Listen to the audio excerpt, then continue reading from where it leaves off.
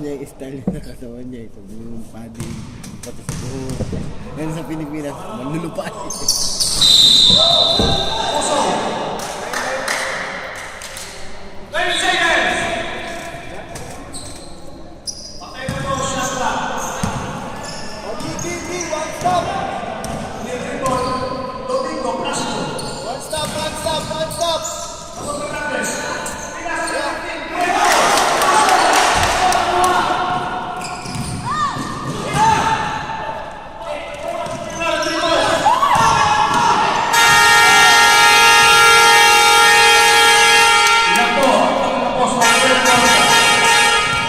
Ito lamang.